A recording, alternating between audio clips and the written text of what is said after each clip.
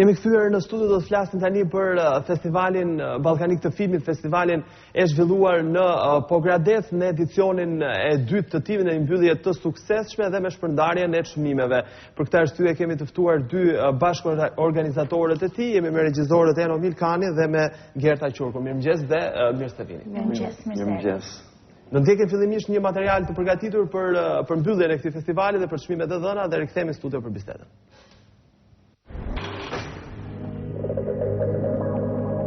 Pogradeci bëhet për të dytën herë mikpritës i festivalit Ballkanik të filmit. Pas sprovës së një viti më parë, kur edhe vuri themelet ky festival, organizatorët Eno Milkani, Fatos Baxhaku dhe Gerta Qurku sollën në këtë edicion të dytë garantimin e një suksesi të padiskutueshëm. Ishin gjithsej 76 filma me metrazh të shkurtër dhe të gjatë nga Shqipëria, Maqedonia, Serbia, Kosova, Bullgaria, Kroacia, Greqia, Rumania, të përzgjedhurit e këtij festivali. E ndërsa emrat e fituesve u votuan nga një juri ndërkombëtare me emra të njohur nga fusha e kinematografisë, të ardhur nga Rusia, Austria, Italia, Franca, Australia.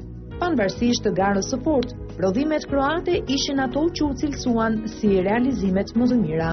Filmi më i mirë u shpall No One Sun, i regjisorit kroat Arsen Ostojić. Filmi më i mirë i animuar u shpall filmi The Room, i regjizores kroate Ivana Jurić. Elton Baxhaku dhe Riona Cami u shpallën fitues të çmimit filmi dokumentar më i mirë me filmin Vuk. Çmime speciale fitoi dhe filmi The Wall, i regjisorit kosovar Gazmenela, dhe filmi Fari i regjizores bullgare Valislava Gospodinova. Sipas organizatorëve, nisma për zhvillimin e festivalit të filmit Ballkanik pritet të kthehet në një traditë të bukur në qytetin e Pogradecit, i cili njihet për vlerat e tij historike, kulturore dhe mbi të gjitha dëshirën e mikpritjes.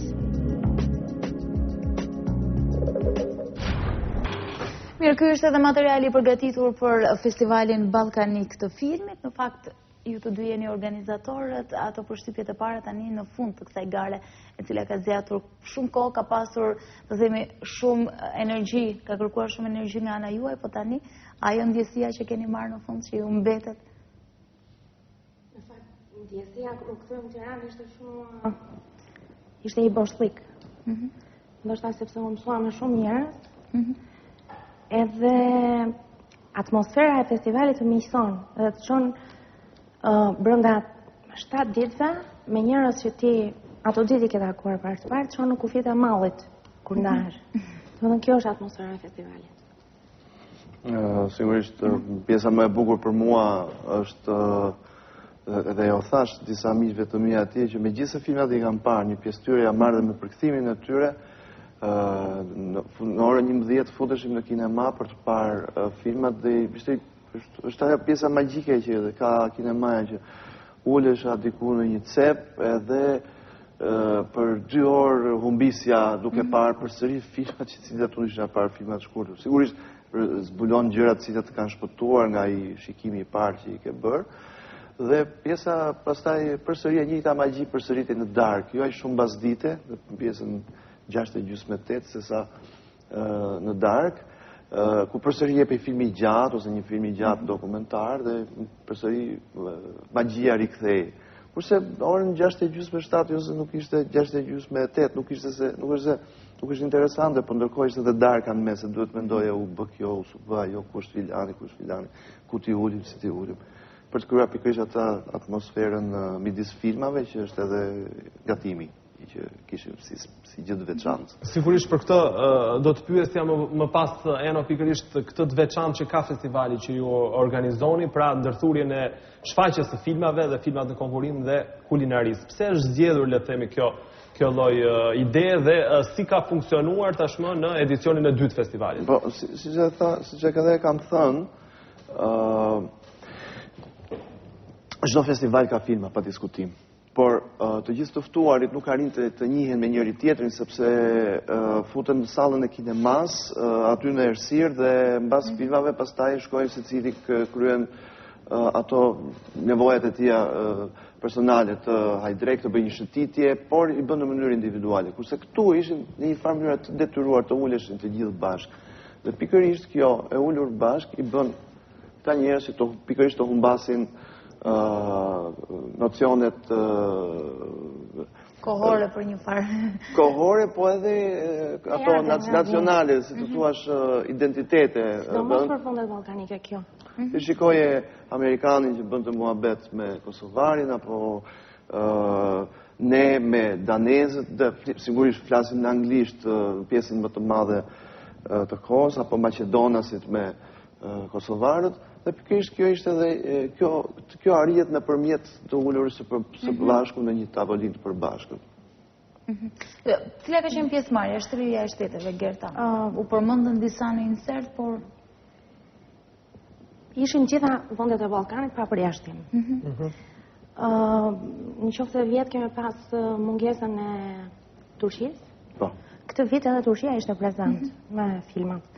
Se kodit për Amerikan, për Danez. Jo, të gjithë këta që janë përmendi ishin të ftuar edhe juria, kurse filmat sigurisht që kanë qëndruar në kuadrin e Ballkanit. Ata që garojnë, gjetje ishte ditën e shtunë mishmash me filma europian të përzgjedhur.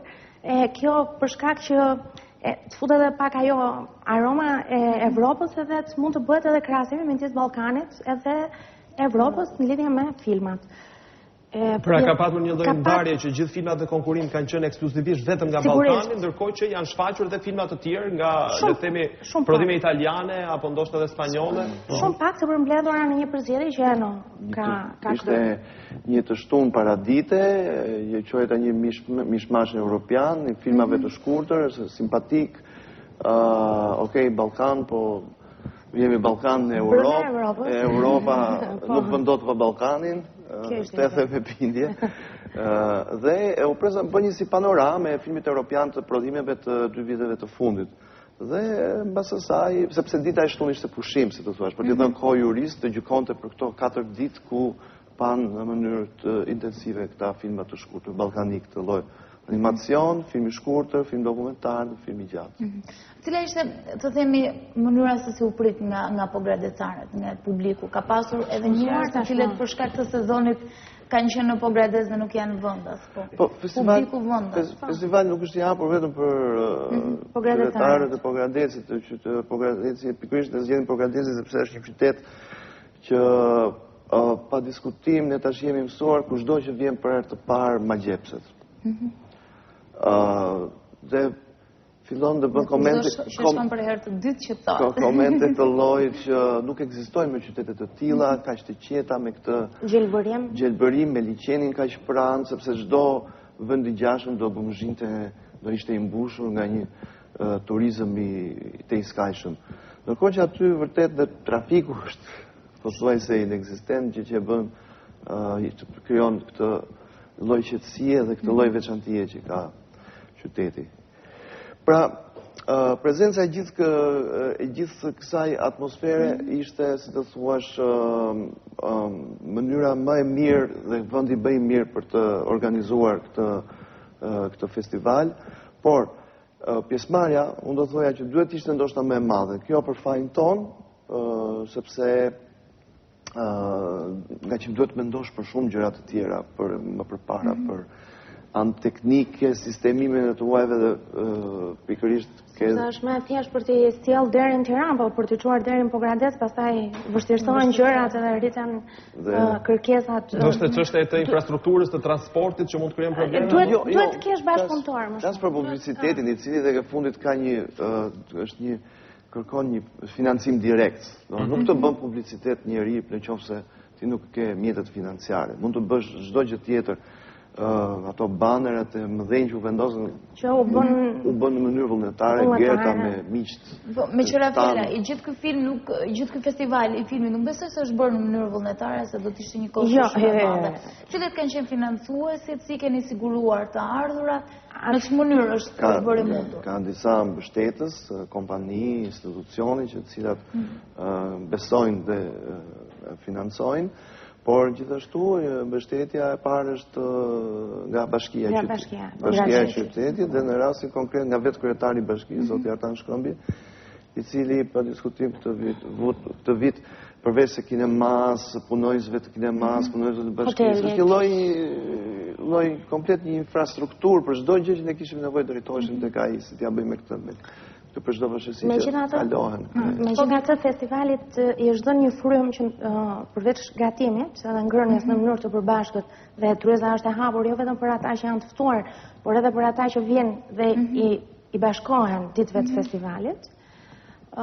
I është dhënë atmosfera e një mini panajeri. Do me thënë, përpara kinemas, është viti dytë që vendosen artizanët, me ngjyrat e me pjatat, e me qylymat, me këto punimet e dorës, gjithë ngjyra, që sigurisht për të huajt është diçka tradicionale, diçka shqiptare, diçka ballkanike.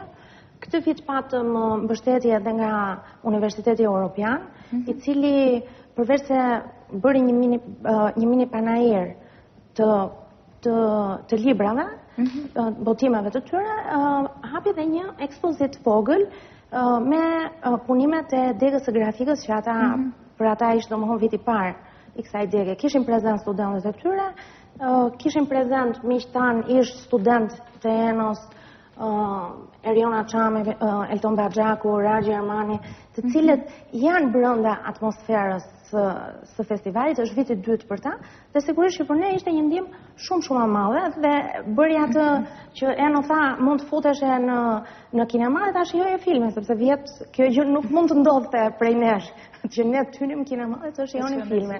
Jeni lecuar disi. Këtë vit po. Ka pasur dhe një çmim special për një dokumentar. Dokumentar i cili fliste për jetën e dy çifteve gay që jetojnë në Tiranë. Po. Unë sigurisht merja pjesë në diskutimet e jurisë, thjesht për t'ju kujtuar, për t'ju kujtuar filmet, sepse ata shikonin në program titullin e filmit, thonë kush ishte ky film që pamë këtë titull, se s'po kujtohet, dhe unë i kujtoja filmi etj. Pra, për këtë arsye isha prezent. Dhe pas që 3 prej anëtarëve të jurisë insistonin për filmin të fshehur midis jush me regji të Kristi Pinderit.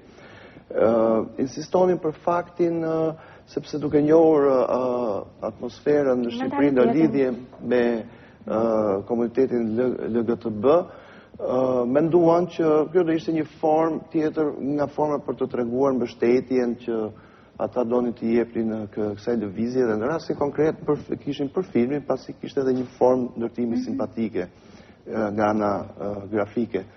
Dhe meqense dy nga anëtarët e tjetërisë të cilët janë profesionistë në fushën e filmit dhe thonin që këtu mungojnë elementet e dokumentarit apo të një dokumentarit të mirë fillt, atëherë u vendosi një çmim inkurajues dhe në mënyrë simbolike u dhurua një nga ato arkat e kursimit të prodhuara dhe nga duart e artizanëve të qytetit Po çmimet e tjera kishin premio apo jo, nuk kemi mundësi të ofrojmë gjëra të këtij lloji për Gjithsesi metafora e gjetjes së qypit për të mbledhur para ishte arkës së kursimit, ishte e bukur sepse paktën i inkurajon. Pa diskutim që pjesë të gjithë edhe festivalet më të mëdha, ka disa festivalet më të mëdha të cilat nuk është se japin çmime në para, e rëndësishme është kur i thonë të marrësh pjesë. Këtë ma konfirmoi për shembull drejtori i Qendrës Kombëtare të filmit Maqedonas, Darko Basevski, i cili erdhi për 2 net ndeti aty dhe pash që në faqen e tyre zyrtare ata kanë vendosur si eveniment ku thonin nga data kaq deri në datën kaq kryet festivali dhe në këtë datë do të shikoni filmat Maqedonas edhe titujt me radhë. Sepse dhe mbështetja nga ambasada maqedonse duhet folur ka qenë shumë e madhe. Domethënë vetë zoti ambasador ka ardhur në Pogradet, ka ardhur personalisht dhe është kujdesur për drekën maqedonase. Për grupin e vetë. Mirë do ishte që gjithë secili, sepse ideja kjo është. Kjo është një ideja fillestare që çdo nga ambasadat ballkanike, sepse ato kanë pjesë të punës së tyre të promovojnë kulturën e vendit të tyre, të sillin diçka tradicionale. Në këtë rast Solla i Vari i famshëm dhe Ver, Maqedonase sigurisht nga më e mira. Djathtë Maqedona, të më thënë këto gjëra tradicionale të tyre. Vitin tjetër do bëhet, është vendosur, do vazhdoj tradita apo jeni akoma me... Shumë shpejt për të folur, dëshira e mirë është, gjithmonë bëhen plane të llojet që vitin tjetër do përmirësojmë këtë, do bëjmë atë, ndoshta... Kjo tregon që do bëhet, përderisa flasim për përmirësime. Sepse, jo, unë bëj këtë pyetje marr shkas nga shumë festivalet, se cilat kanë nisur në Shqipëri, po jetëgjatësia atyre ka qenë 2, maksimumi deri në 5 vjet në rastin më të mirë, kështu që prandaj dhe pyet. Shiko, nuk është se varet plotësisht nga neve, janë shumë aktorë në lojë dhe në qoftë se mirëkuptimi dhe besimi të ky eveniment të tyre do të vazhdojnë, sigurisht se festivali do të vazhdojë. Nuk është festivali Jenës, nuk është festivali Gerës, ai tashmë i përket qytetit Pogradecit, se dim, jo i zgjedhur rastësisht, është vendi ku janë kryer, është vendi i rrugëve tregtare që janë ballkanike ndër shekuj. Ohri, Pogradeci kanë qenë qytete me një vlerë të caktuar historike, për më tepër aty, si thot dhe kolegu Fatos Bazaku, që thot aty kufit ballkanik s'ka kuptim, se janë kufi në ujë, thot, mjafton të fusësh gishtin dhe ti na katosësh, thot, dhe shkuptim ka kufiri, thot. Pra, gjithë ideja është një Ballkan i bashk, jo më të ndarë dhe me konfliktet e së shkuarës. Konfliktet e së shkuarës, të cilat ngjen kokë në politikat e ndryshme të vendeve të ndryshme. Ju falenderojmë të dyve që keni qenë sot me ne. Më falni. Kisha edhe një merak fundit. Gerta, si është për ty nga kolegët tuaj, cili ka qenë reagimi i tyre? Por prania e tyre përderisa ka qenë në festival, do të thotë që komentet e tyre. Komentet kanë qenë pozitive. Kanë qenë pozitive. Unë doja të shtoja këtë që në qoftë se viti i parë ishte një provë, viti i dytë erdhi me pak vështirësi, por në asnjë moment ne nuk dyshuam që do ta realizonim.